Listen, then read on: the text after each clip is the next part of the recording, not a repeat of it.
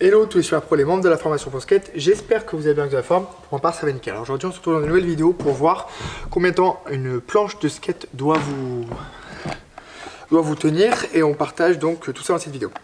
Alors il faut savoir qu'un skate ça dépend de comment vous en servez. Si vous skatez en skatepark, en béton, en goudron ou sur des spots en street, une durée de vie de skate va entre 0, entre 1 jour, c'est possible que votre skate se casse en 1 jour jusqu'à 6 mois, voire 1 an si on fait gaffe. Donc ne vous inquiétez pas si votre skate dure pas longtemps, ne vous inquiétez pas si votre skate dure longtemps, c'est normal, ça dépend de énormément de facteurs que je vous partage. On a des skates en street qui durent logiquement moins longtemps que des skates en ball, car en street ça attaque plus souvent et le skate est plus amené à avoir des impacts, contrairement à un skate en ball qui est plus calme et en big encore plus calme, big méga ramp, c'est des impacts légers, donc c'est pour ça que les skates en ball et ramp, skatepark durent plus longtemps en règle générale qu'un skate en street qui prend des coups en goudron tous les jours. Alors, ce qu'il faut savoir, l'usure du skate, on peut voir que là quand on a un skate qui est neuf, bah, il est tout neuf, il faut voir aucune rayure, rien, mais le plus important ça va être l'usure sur le tail. Donc on peut voir que là sur le tail c'est tout neuf car tout simplement il a juste fait un petit ollie, on voit que la peinture ça a été enlevée car on a claqué un petit ollie récemment, et sur les côtés c'est bien tout neuf, donc c'est comme ça qu'on connaît un skate. On peut voir aussi au bruit, quand on claque sur le sol par exemple, on peut voir un bruit de neuf, contrairement un bruit plus mou. Par exemple, on a le même skate là que je skate depuis 6 mois. On voit que c'est encore un peu dur, mais c'est pas non plus ça qui va vraiment faire la différence, mais ça peut vous faire déjà une petite base si votre skate est plus mou ou autre. Voilà, après c'est pas pareil en fonction du bruit. Si vous avez des trucks, des roulements, parfois c'est les roulements qui peuvent résonner quand vous tapez le sol, donc ne vous fiez pas énormément à ça, mais c'est juste pour vous donner un petit avis. Donc on peut voir qu'on a des skates, alors là c'est le skate que je skate en skatepark, donc skatepark sol 10, plus je le lime, donc au bout de 6 mois ce skate il est quand même c'est très bon état, car tout simplement il fait beaucoup de rampes et la rampe ça abîme moins souvent. Après on a des skates pareil, ça c'est un skate de skatepark, assez gros, traction 49, roue 54, donc skateboard bon état, il n'a pas été limé, donc, mais vu qu'on skate en skatepark, là ce skate il a 4 mois. Mais vu qu'il n'a pas été limé et on le skate moins souvent, il y a moins d'impact. On peut voir que quand on se prend des angles ou autre, ça peut faire des petits impacts quand le skate zip. Là on a un petit impact, donc là on pourrait le relimer. Ensuite, on a un autre skate un peu street, on le skate en street. On peut voir que là il est un peu abîmé car le tail s'abîme. Donc ce qu'il faut bien noter, c'est le plus important c'est là. Plus là ça va être rongé, c'est que plus votre skate risque de s'abîmer vite, car le pop vient d'ici, il faut un tail neuf pour que ça claque bien fort dans le sol, sinon ça reste plus compliqué.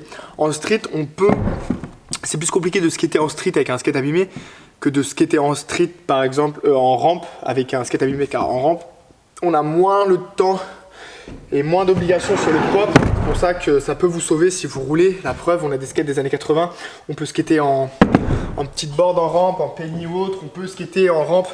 Encore celui-là il est un peu petit, mais on peut skater en rampe avec ça car pas trop besoin du tail, juste besoin de faire du coping ou de la curve. Donc ça dépend des modèles.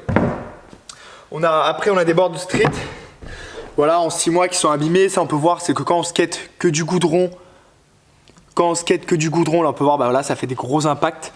Donc quand vous replaquez mal vos figures et vous vous entraînez sur du goudron, votre skate va s'abîmer plus vite car vous allez mal replaquer, ça va faire quand on fait un flip, on plaque mal par exemple, comme ça, et bah c'est parti à chaque fois qui vont s'abîmer les extrémités.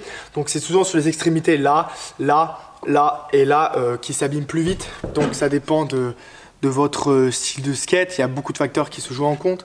On peut voir que là on a aussi un petit pet. C'est assez léger, mais c'est des petits pets qui fait que ça abîme le skate régulièrement. Donc là ce skate il a plus de 6 mois.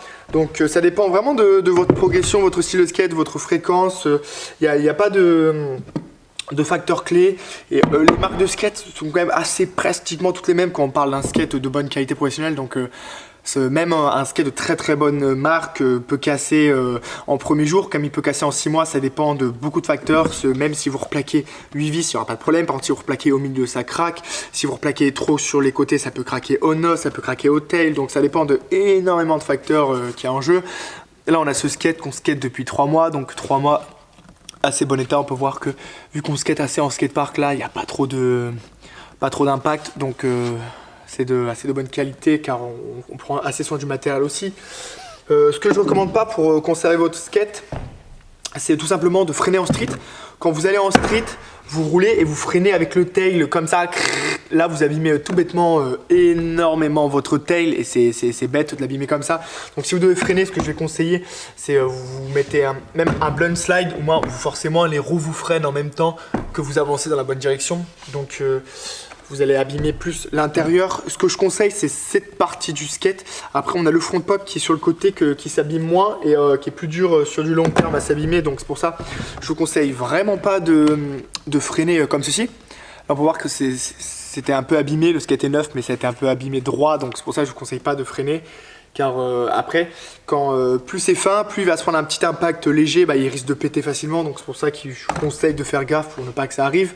Et après, on peut voir qu'en fonction du freinage,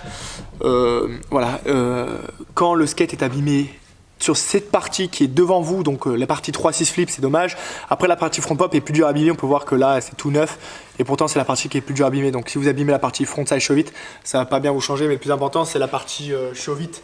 Car si on freine toujours de ce côté, on fait des tricks là, vous abîmez la partie show it derrière sur le tail et c'est ça qui fragilise le plus votre skate. Donc je vous conseille de ne pas forcer trop sur le tail, freiner avec le tail et faire n'importe quoi avec le tail car c'est là où vous allez le plus abîmer votre skate. Donc c'est pour ça que je vous conseille aussi de le limer régulièrement. Donc tenez-moi au courant, n'hésitez pas, ça besoin de conseils ou autres supplémentaires, je suis disponible. Vous pouvez m'envoyer des photos si vous voulez de votre skate pour que je vous dise s'il faut le changer ou pas, mais dans tous les cas, je ne recommande pas de changer régulièrement de matériel. Vous pouvez juste en prendre soin, comme ça, c'est pas besoin d'acheter. Les skates, c'est souvent les mêmes, donc pas besoin d'avoir de nouveaux skates régulièrement. Et voilà, donc n'hésitez pas, si vous avez encore d'autres questions, je suis disponible et on se retrouve dans les prochaines vidéos de la formation. Merci à vous.